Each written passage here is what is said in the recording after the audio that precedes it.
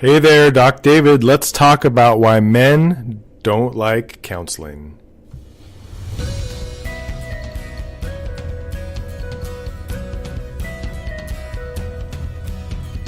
You are listening to Head Shrink Inc., your answers to life, relationships, and daily living.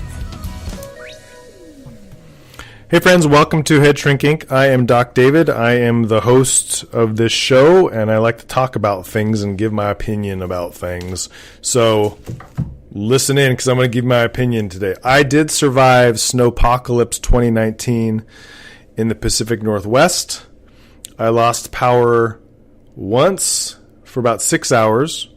Then my neighbor's tree fell on his wire, which affected me, and then I lost power for 30 hours. And I don't have, I'm on a well. And so when there's no power to your well, then there's no water that comes into your house. So then it's like, oh no, what are we going to do? We have to go to the bathroom. And so our idea was to put snow in the back of the tanks of the toilets, and then we were able to flush them.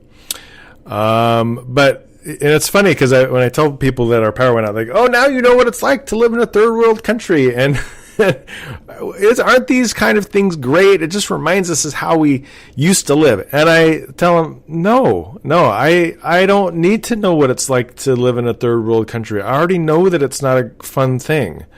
So anyways, we got our power back, and then it was fun. Snow's fun when you have power. But when you don't have power, at least for me, it stresses me out, because then there's the freezer that's not working. And so you're going to have to take all that food to someone's house that has a freezer that works. And it's, I want to say first world problems, but anyways, it's problems all around. So I wanted to talk about men today. So if you're a wife listening, you could just kind of have this on when your man's around, so maybe they overhear it. Or you could directly say, hey, listen to this podcast. It's talking about you. It's a guy talking about guys. But whatever you do, I'd love for your guys to listen to this and let you know if they agree or disagree. But one of the things that I have found as I've worked with couples is that inevitably 90% of the phone calls I get to schedule new clients are the female of the species. The 10% of guys that I do get to make new clients or to become new clients, they're usually calling out of desperation because their partner is about to leave them and has said something to the effect of, you better call a counselor or I'm out of here. And so that 10% potentially, a lot of times, I'll say it's 9%, because then 1% are guys that are actually wanting to try to do things and have personal growth. But the 9% are guys that are desperate for help because they don't want to lose their wife. And so one of the things that I think, okay, I get it, I'm a guy, and there's definitely a stigma when it comes to counseling for guys. And so I wanted to talk about some of those reasons of why guys don't like counseling. And I say this because of experience in working with guys that have done counseling, and then my own experience with counseling.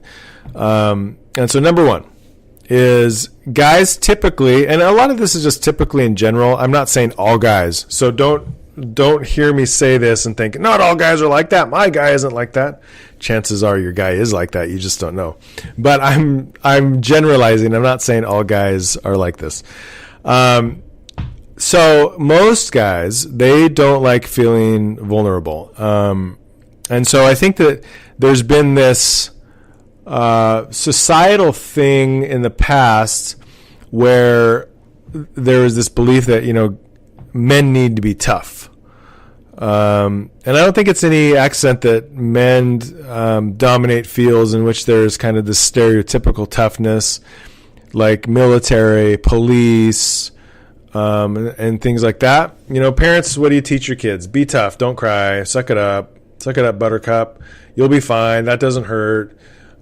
Take it like a man, right? Like there's all these phrases in our society that teach men to not be vulnerable, and that if you are vulnerable, it's a bad thing.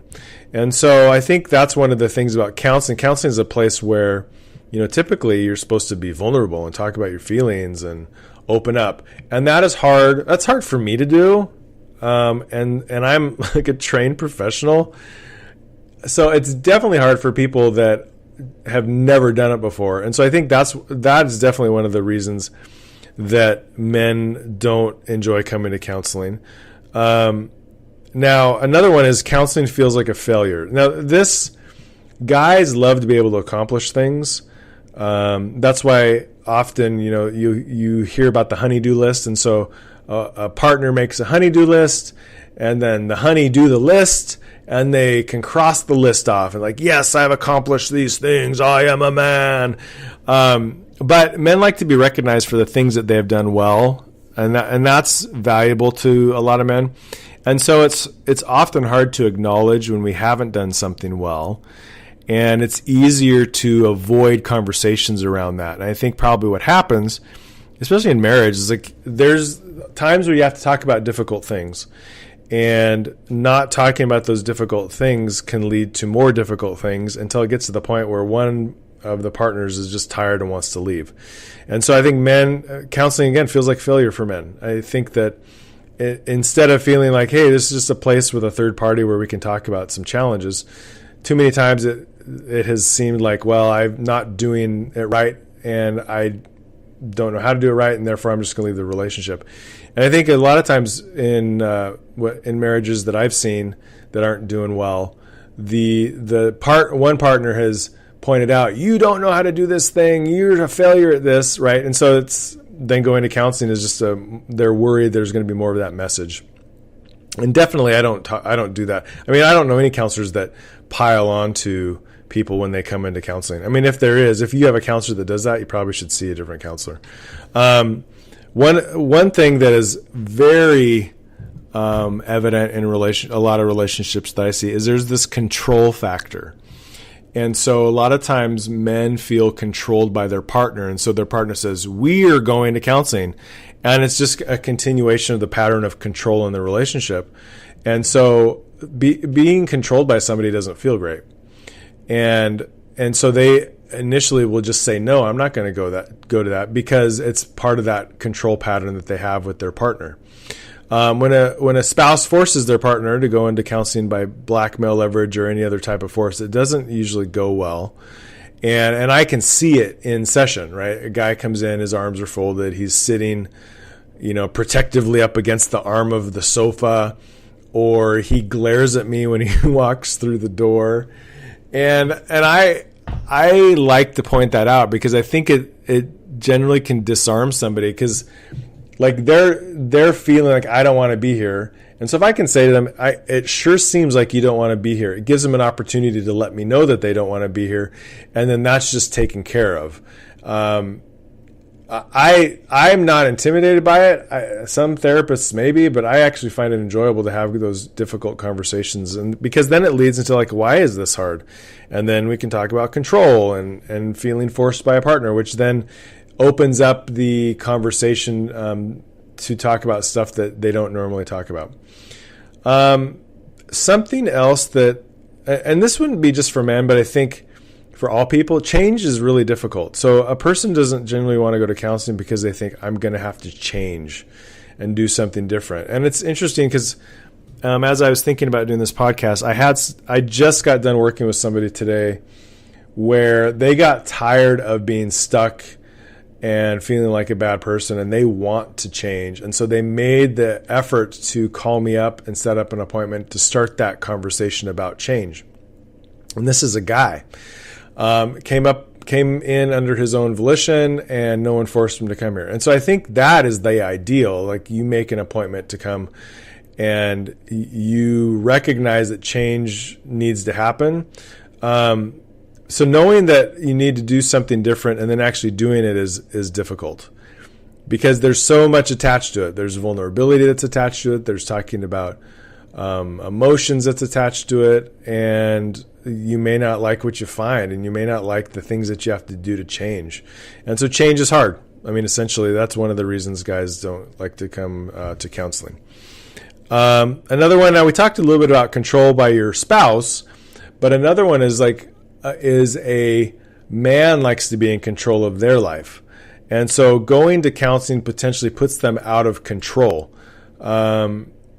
So, for example, I had a couple in here yesterday, and we were talking specifically about the control aspect of him needing to know where his wife is and what she's doing, and how that actually relates to insecurity internally for him. And what better reason to come into counseling than to try to talk about this insecurity that you're having, which is leading you to control your partner, or leading you to need to be in control of your life and not let anyone else have a say in it. I think that's another reason that men often don't want to come to counseling, because of the control. So when you and your husband or partner first met, you were swept off your feet, and you would probably do anything for one another. And so what happens is that over time, this changes. People become selfish, life gets in the way, kids are born, and so that you forget all those wonderful things that you thought about each other in the very beginning of your relationship. And so going to a counselor is one way to find some common ground to reconnect on. And if I can give you one suggestion, I mean, if you feel like you're in that place as a couple and you're thinking, I need to reconnect with my partner, if you have those thoughts, I really want to encourage you to seek out a third party or to put an effort into reconnecting. Because a lot of times when people call me and they darken my door, they are very far gone. And I feel horrible because I want to help people stay together. But sometimes people come in here and there have been so many hurtful and harmful things done in the marriage or the relationship that it's next to impossible to keep them together. And I become a last resort, and I do not want to be a last resort. And so that's why checkups with a counselor is great. Tune-ups are great. Retreats are great, because those are all times where you can reconnect while you're still interested in one another. A lot of times people come to me, they're not interested, but they just want to give it one last try. And it's like, oh my goodness, that's practically impossible. And so I would say if you're in a place like that and you still feel connected, take a time to go on a marriage retreat or some special time when it's just you and your spouse without kids. Because that could be a thing that really gets you reconnected, so you can avoid calling me out of desperation, and you can ultimately save your marriage. All right? So if you have any questions, feel free to give me an email, or drop me an email, or send me an email. How about that? Send me an email at headshrinkinc. That's headshrinkinc@gmail.com. Or you can find my Facebook page at www.docdavid.net. And you can feel free to make fun of me on my Facebook page at Doc David, or ask me questions, and I try to answer those as best I can. Thanks for listening in, and we will see you the next time I pod.